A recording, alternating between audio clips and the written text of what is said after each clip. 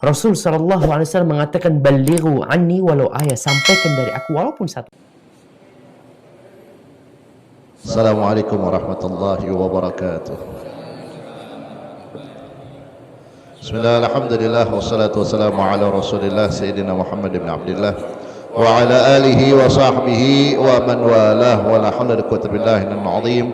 Subhanaka la ilma lana illa ma 'allamtana innaka antal alimul hakim. Rabbi shrah li sadri wa yassir li amri wa hlul 'uqdatam min lisani yafqahu qawli bi jahin nabi wa sahbihi wa alihi wa saddid lisani wa hdi qalbi bi haqqi sayyidina Muhammad sallallahu alaihi wa sahbihi wasallam. Yusturakum ya ahlad darq bil batin nabi an-nur. Allahumma rzuqna rahman nabiyyin wa hudhal muslimin wa hum malaikatil muqarrabin. Allahumma aghnina bil ilmi wa zayyinna bil hilmi wa akrimna bit taqwa jamilna bil afiyah ya arhamar rahimin. Nawayna ta'allum wa ta'lim li fadatil istifadah wa tadhakkur wa tadhkira wan naf'a wal intifa' wal hatha la tamassuki bi kitabillahi wa sunnati rasulillah sallallahu alaihi wasallam wa du'a ila al huda wa dalala ala al khair ibtigha wajhillahi wa maradati qurbi wa thawabih subhanahu wa ta'ala. Amma ba'd.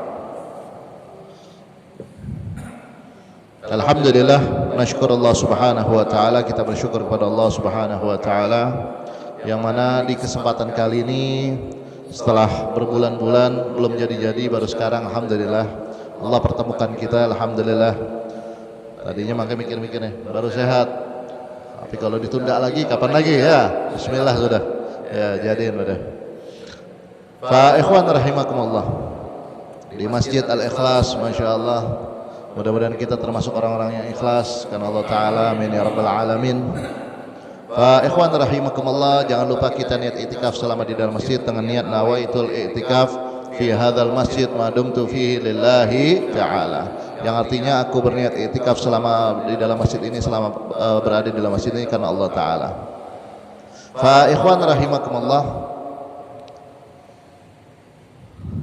di awal pertemuan kita perdana ini ya, pembukaan majelis yang insya Allah ke depan kita akan membaca daripada kitab kajian tasawuf adab dan akhlak di dalam kitab Risalatul Muawanah insya Allah ya. Tadi masih belum pasti kitabnya apa ya, kemudian lihat ada yang megang Risalatul Muawanah. Kalau gitu kita baca insyaallah Risalatul Muawanah yang dikarang oleh Imam Al-Haddad, yaitu Al-Habib Abdullah bin Alawi Al-Haddad radhiyallahu anhu, pengarang Ratibul Haddad. Ya, beliau punya kitab banyak sekali. Ya, orang banyak enggak tahu kitab-kitabnya. Nah, di antara kitabnya adalah Risalatul Muawanah. Fa ikhwan rahimakumullah, alhamdulillah tsumma alhamdulillah. Di awal jumpa kita ini, ya, di awal majelis ini, ya, kata Al-Habib Ahmad bin Hasan Al-Attas radhiyallahu anhu, ya, amal biar bagus, amal biar terwujud, amal dianggap ya benar-benar bagus, maka harus ada dua hal. Harus dua hal. Ini kita baru mau beramal di dalam majlis taklim. Harus ada dua hal. Apa dua hal tersebut? Ya, yang pertama an-niyah as-salihah, niat yang baik. An-niyah as-salihah, niat yang baik. Nah, niat yang baik.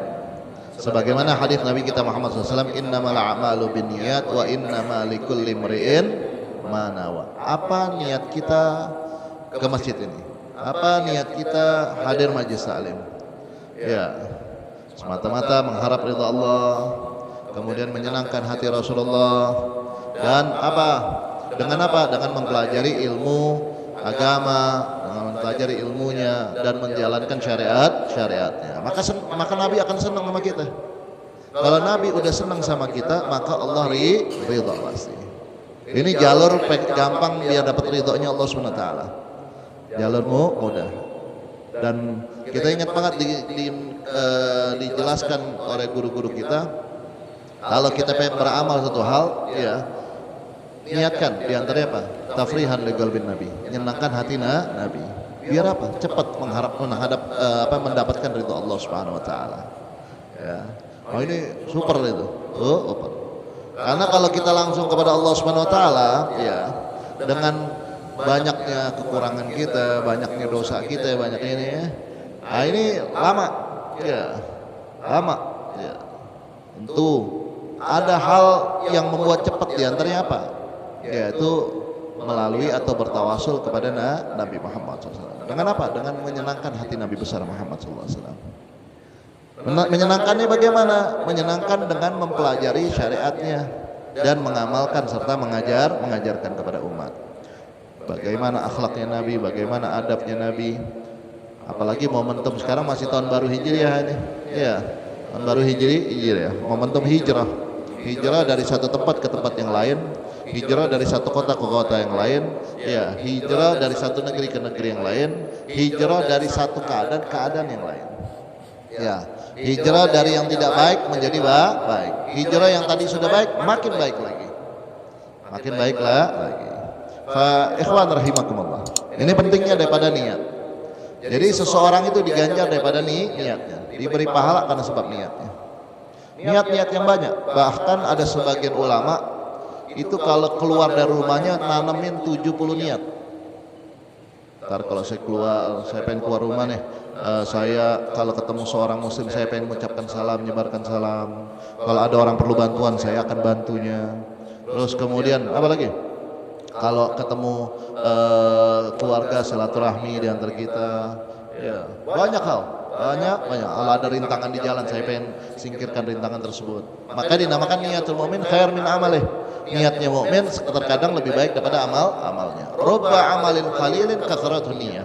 Berapa banyak amal yang sedikit diperbanyak karena sebab niat. Nah, jadi pasang niat baik-baik di kita.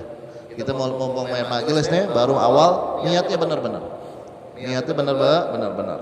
Apapun, jangankan kita di dalam beramal yang hal-hal yang memang ibadah, hal yang mubah sekalipun bisa menjadi ibadah. Contoh, Al-Imam Ibn Ruslan di dalam kitab Insafatul Zubat, beliau menjelaskan, lakin idza nawa bi aqlil quwa li ta'atillahi lahu maqad nawa. Kalau seseorang itu berniat makan untuk kuat taat sama Allah SWT, maka dapat apa yang diniatkan. Ya, makan biasa, orang semua makan.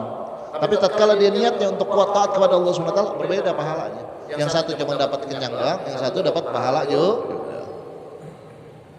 Sama kayak orang. Dan ini fungsi niat ya. Dan ini fungsi niat. Fungsi niat itu ada dua. Yang pertama apa? Fungsi niat. Yang pertama membedakan mana hal yang biasa, mana hal ibadah. Ini fungsi niat. Contoh, nanti masuk ke masjid nih, ya masing-masing berbeda-beda nih. Ada yang pengen duduk-duduk sambil nunggu istirahat deh, ya. Ada yang niatnya itikaf, kayak tadi kita niat itikaf. Maka mana yang dapat pahala? Yang niat itikaf. Padahal duduknya sama-sama di masjid, tapi pahala berbeda. Itu fungsi niat yang pertama. Yang kedua, tamyiz maratibil ibadah, membedakan tingkatan ibadah. Tingkatan ibadah. Misalkan mandi, yang satu mandi ghuslul Jum'ah, ya mandi Jumat sunnah. Yang satu lagi mandi hadas besar wajib. Ya. Maka yang membedakan apa? Niat. Yang satu pahala sunnah, yang satu pahalanya wajib. Nah, seperti itu. Nah, ini dalam hal apapun juga seperti itu. Hal yang mubah. Contoh begawe di dalam kitab Risalah Mawana nanti dijelasin tuh. Kalau orang kerja, ya orang kerja ya, dia bisa niatkan banyak hal. Di antaranya yang pertama kata Imam Al-Haddad, niat apa? Niat biar mencari nafkah yang halal, mencari rezeki yang halal. Karena itu bentuk perintah Allah. Menjalankan perintah Allah. Allah perintahkan kita mencari rezeki yang halal. Jadi nilainya ibadah. Begawe sama-sama begawe, di pasar sama-sama di pasar, di kantor sama-sama di kantor, tapi nilai ibadah berbeda, tergantung niatnya. Penatnya berbeda, perjalanannya dihitung ibadah. Ya, pusingnya dia dikasih tugas, ketemu pelanggan atau diomelin, ditegur oleh atasannya atau apa. Intinya pusingnya dia untuk kerjaan itu biar maksimal, maka dihitung ibadah. Kenapa? Karena dia niat mencari rezeki yang halal. Kemudian yang kedua, niat yang kedua apa? Yaitu istighna anin nas, biar nggak ngemis-ngemis sama orang. Jadi air muka tuh apa? Air muka masih ada, bagus ya. Al-mu'minul qawi khairun minal mu'minut dhaif. Mukmin yang kuat lebih baik daripada mukmin yang lemah di dalam segala hal. Di dalam segala hal. Termasuk apa? Di dalam kesabarannya, amalnya, ilmunya, terus ketakwaannya, terus kemudian apa? Di dalam ekonomi finansial, apa segala macam. Intinya mukmin yang kuat lebih utama daripada mukmin yang lemah. Nah, ini tatkala kita begawe, tatkala kita bekerja, benar-benar ya. Di antara niatnya apa? Istighna'un nas. Biar nggak minta-minta sama orang. Kita selalu berharap sama Allah Subhanahu wa taala. Perantaranya nanti dari bosnya atau dari pelanggannya atau dari siapa. Ya. Kemudian yang ketiga, ikhwan rahimakumullah. Yang ketiga, niat tatkala kita bekerja, ya. Niat apa? Musa'adatul ghair, biar bisa bantu orang lain. Biar bisa bantu orang lain. Nah, jadi kita niat seperti itu dihitung ibadah. Kenapa? Karena niatnya baik buat bisa bantu orang lain. Apalagi bisa diamalkan. Apalagi benar-benar dia bisa amalkan. Orang niat baik saja itu sudah dapat pahala satu. Apalagi tambah diamalkan, tambah pahalanya lagi. Pahala niatnya lain, pahala amalnya beda. Orang niat jelek itu dermawannya Allah SWT. Orang niat jelek itu gak langsung dikasih dosa sampai dia ngerjakan. Dan ngerjakan itu sebagian lama bilang ditunggu beberapa saat, beberapa waktu sampai dia tobat apa tidak nih. Tapi kalau orang niat baik langsung diberi pahala. Apalagi tambah diamalin, tambah lagi double pahalanya. Ya. Seperti itu ya, ikhwan rahimakumullah. Nah, ini yang pertama, an-niyah as-salihah. An-niyah as-salihah.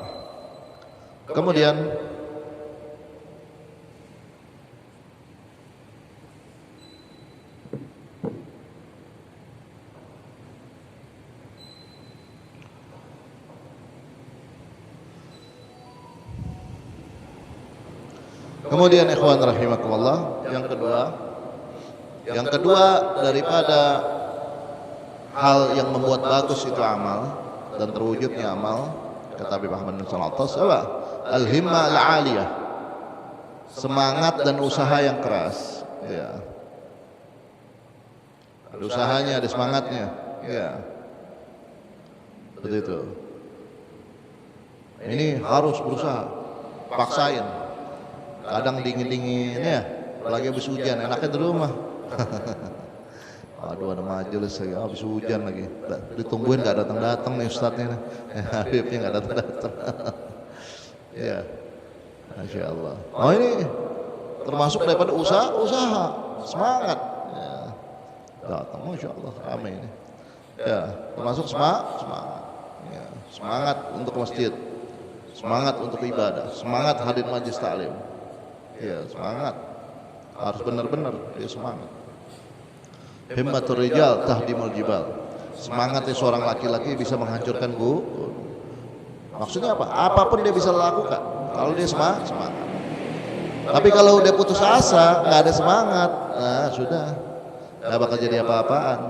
Ya, sudah biarlah, udah tua ini, ya ngapain lagi nak majelis, nggak ngerti juga, nggak bakal jadi yang begitu. Ya, nggak ada semangat, belum apa-apa. Ya, sedangkan seorang mukmin, seorang muslim tidak boleh putus asa. Ya, semua ada dari rahmat Allah SWT. Allah bakal ngasih siapa saja yang mau. Dan Allah tidak akan merubah seseorang hamba, melainkan apa? Hamba itu merubah dirinya sendiri.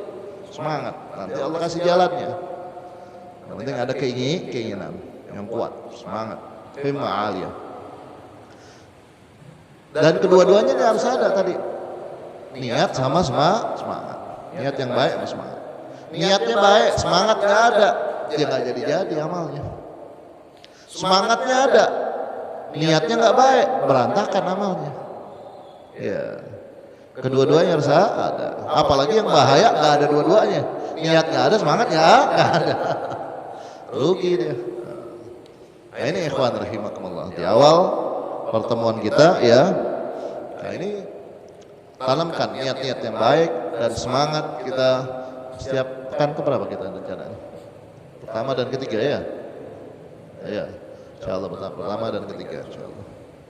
Nah, ini hari Senin malam Selasa ba'dal maghrib. Kita akan kaji tentang tasawuf, adab dan akhlak.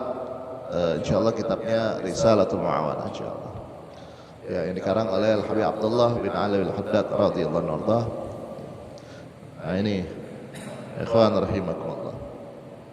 Jadi itu hal yang harus kita terapkan atau kita jalankan. Kemudian ikhwan rahimakumullah, di awal pembukaan daripada setiap kitab, hampir setiap kitab, di kitab As-Salamana dan yang lainnya, itu di awal dibuka dengan kalimat Bismillahirrahmanirrahim. Kenapa pengarang kitab nulis Bismillahirrahmanirrahim? Apa sih arti Bismillahirrahmanirrahim? Ya, kalau kita tahunya jamak dengan nama Allah yang Maha Pengasih lagi Maha Penyayang. Padahal kalau dipretelin satu-satu, alba itu lil musahabah ma'at tabarruk, kebersamaan dan mengharap keberkahan. Ya, isim mustaqun minas sumu wa huwal ulu, yaitu isim, nama isim yang diambil dari kata sumu, yaitu ulu, yaitu sesuatu yang tinggi. Karena nama seseorang itu dijunjung tinggi. Namanya nama, kita dikasih nama siapa, misalkan Ahmad, Muhammad atau siapa, mau diganti yang lain, ya pasti nggak mau, dia nggak senang, ya nggak senang. Karena udah ini, maka dikasih nama yang baik-baik nama, ya nama yang baik-baik nama. Kata Nabi kita Muhammad SAW, innakum satud'auna yaumil qiyamati bi asma'ikum wa asma' abaikum fa ahsinu asma'akum atau kama qala.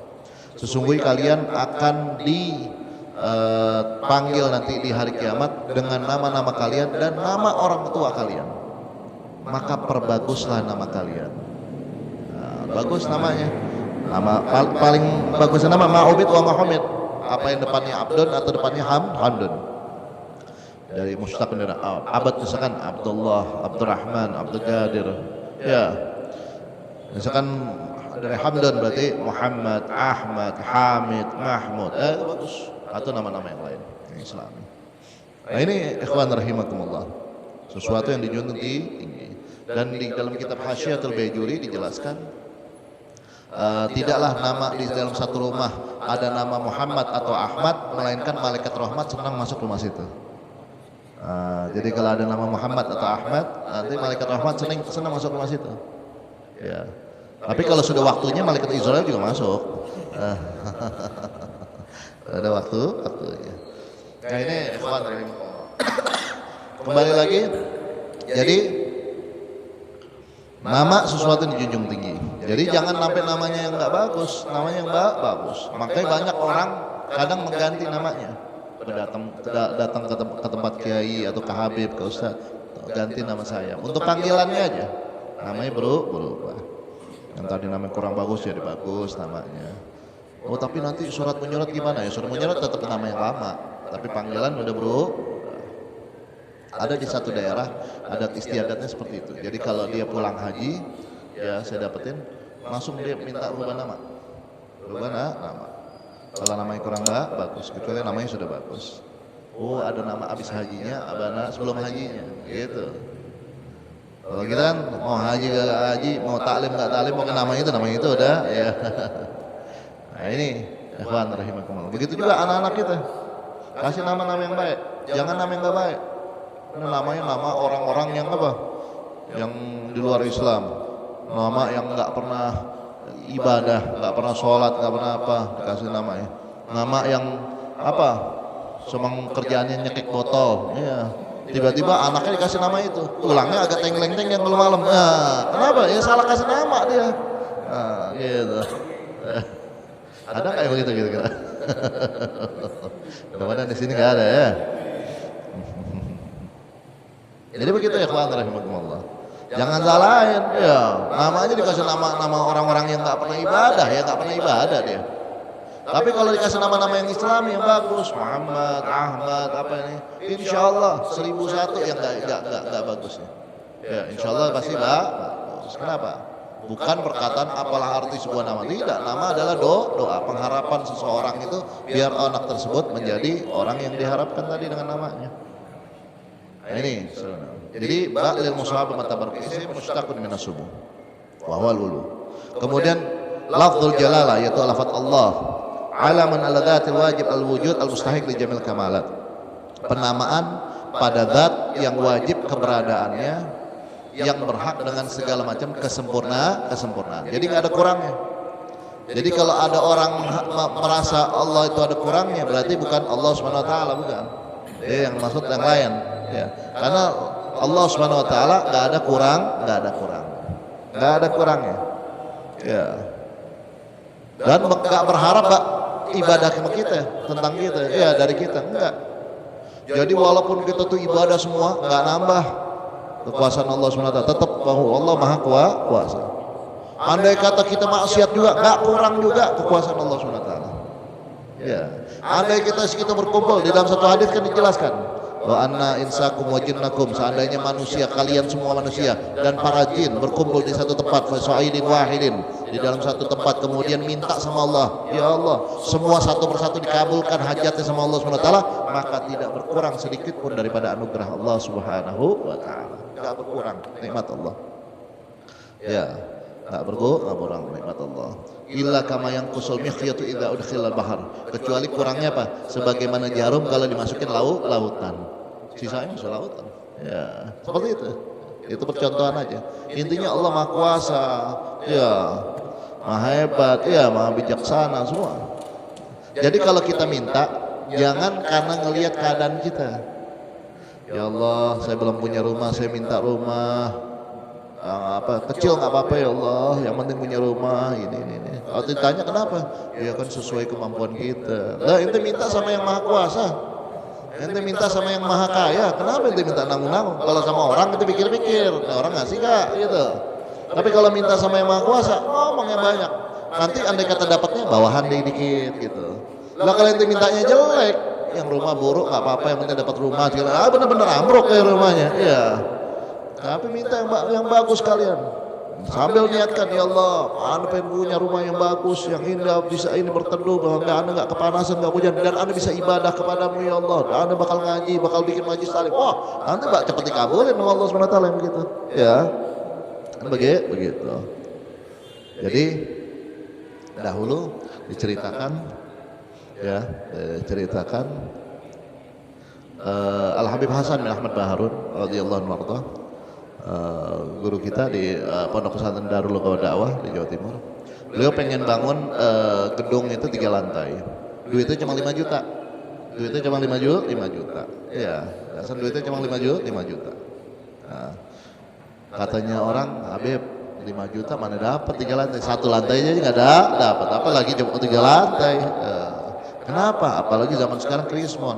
Kalau yang krismon ini, iya rata-rata di dunia ini pada krismon, tahun itu 9 berapa gitu.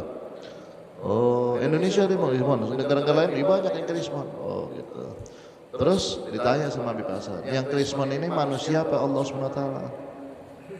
Manusia Habib, yang krismon masa Allah SWT? Sudah. Jadi kalau kita minta sama Allah SWT, jangan ngukur kemampuan kita, tapi ngukur kemampuan Allah yang nggak ada batasnya. Jadi alhamdulillah.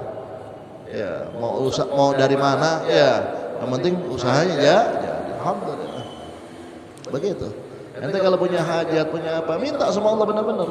Dulu ada seorang ulama, anaknya ditanya, ente kalau besar mau jadi ke siapa? Ana mau jadi ke Abah. Ana mau ke Abah. Alim, orang soleh, abahnya benar-benar alim. Katanya abahnya apa? Ente kalau dulu Abah ya, kalau waktu ditanya pengen jadi kayak siapa, anak kayak Sayyidina Ali, pengen kayak Sayyidina Ali, alim, pintunya ilmu segala macam, dapatnya kayak Abah begini. Tapi kalau ente mintanya kayak Abah, dapatnya bawa lagi, jauh lagi ya. Jadi benar-benar minta yang tinggi ya. Tak begini. Bukti kita diajarkan di dalam doa apa? Wa ja'alna lil muttaqina imaman, bukan makmuman, imaman. Ya, bagi orang-orang muttaqin, orang yang bertakwa. Imam, ya, pimpinan, orang yang bertakwa. Enggak diajarin kita cuma bertakwa doang, tidak. Imaman. Nah, seperti itu. Nah, ini Allah Subhanahu wa taala. Ya. Kemudian Ar-Rahman, kalimat Ar-Rahman, Al-Mun'im bi jala'ilin ni'am. Al-Mun'im bi jala'ilin ni'am. Sang pemberi nikmat dengan nikmat-nikmat yang masih besar, global, ijmali, ya, besar, nikmat iman, ihsan, apa segala macam, ya, Islam, ya. Nah ini Rahman. Kemudian Ar-Rahim, Al-Mun'im bidaqaiqiha. Sang pemberi nikmat dengan nikmat-nikmat yang lebih terperinci. Ini Ar-Rahim. Ar-Rahman nyakup semua. Ar-Rahim sebagian ulama bilang khusus. Nanti orang-orang mukmin di akhirat kelak. Seperti itu. Jadi maksudnya kenapa sang pengarang kitab menulis Bismillahirrahmanirrahim? Maksudnya apa? Dengan lafaz Bismillahirrahmanirrahim, ya, dengan kebersamaan Bismillahirrahmanirrahim, aku mengharap keberkahan waktu nulis kitab ini. Ya, mengarang kitab dengan mengharap keberkahan. Dan apapun kalau kita mengucapkan Bismillahirrahmanirrahim, mengharap keberkahan. Dan faedah baca Bismillah banyak, ya.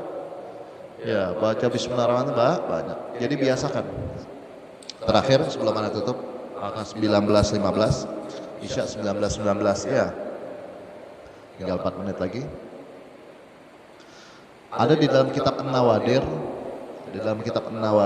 dijelaskan bahwasanya ada suami istri, istrinya biasa baca bismillah. Istrinya soleha, suaminya toleh, bukan toleh begini, bukan. Toleh itu lawan daripada soleh. Ya.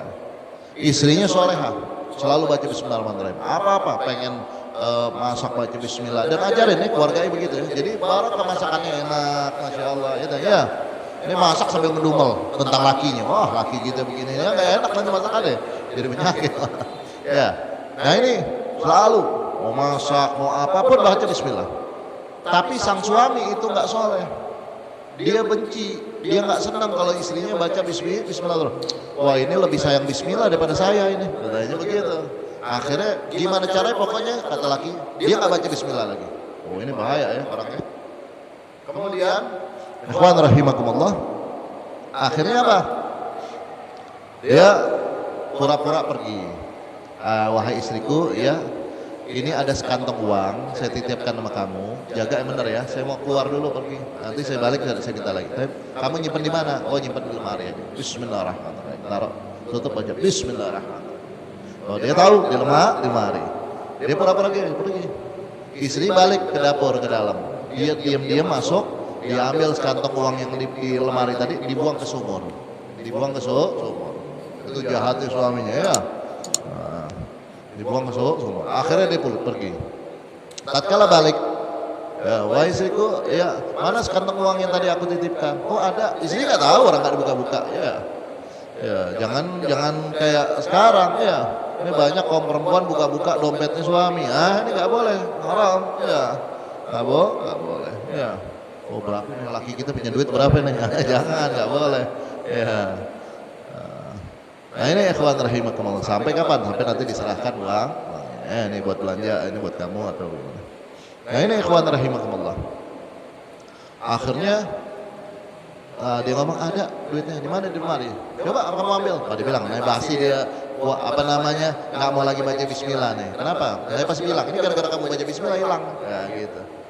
Waktu buka Bismillahirrahmanirrahim, waktu pengen buka lacinya baca Bismillahirrahmanirrahim. Dengan kemuliaan Bismillahirrahmanirrahim, Allah perintahkan satu malaikatnya untuk pergi ke sumur, mengambil sekantong uang, dibalikin lagi ke tempatnya tersebut. Tatkala dia buka, ada biasa aja, istrinya biasa, orang nggak tahu. Ya, makanya kalau ada kemuliaan amalan-amalan yang baik, biasanya dirinya nggak tahu. Kalau orang yang tahu, oh kebal atau apa, biar nanti jadi sombong deh. Tapi kalau dia nggak tahu, dia baca ratib, apa sih fungsi baca ratib? Ya, dia baca ini nggak tahu. Padahal amal-amalan yang lebih hebat lagi daripada sekedar cuma kebal, cuma apa segala macam. Ya, zaman sekarang pengen ditunjuk-tunjukin, enggak, udah ratib lulusin, bedul apa, baca zikir, sholawat, banyakin. Ya. Nah akhirnya suami kaget, akhirnya dia cerita, bahwasanya dia bahwasanya dia tadi berbuat seperti itu. Akhirnya suaminya tobat dan terkenal keluarga tersebut keluarga yang membaca Bismillahirrahmanirrahim. Ya. Nah, ini 1918 ya, mungkin pertemuan kita saat ini belum ada pertanyaan, ya belum ada pertanyaan. Insyaallah di pertemuan berikutnya kita ya mulai ada pertanyaan lagi, sekalian baca kitabnya. Wallahu a'lam bishawab. Al-Fatihah ila روح الحبيب عبد الله بن علي بن حداد وصلي وغفر من تبص من الجميع وذو لكل أجمعين ثم إلى أرواح والدينا ولكم ومدين ومدين ومسوى عامة خصوصا من وقف هذا المسجد ومن أسس هذا المسجد ومن حضر معنا أن الله يغفر لهم ويرحمهم وتغشاهم ورحمة المغفرة وبنية أن الله يعطي كل سير منا ومنكم سلم ورضا الله وسلم وأن الله يفتح علينا ولكم في العارفين وأن الله يشفي مرضانا ومرضى المسلمين وأن الله ينصر الإسلام والمسلمين وأن الله يختم لنا ولكم بالحسنى في قلوب وعافية على حضرة النبي محمد صلى الله عليه وسلم. الفاتحة.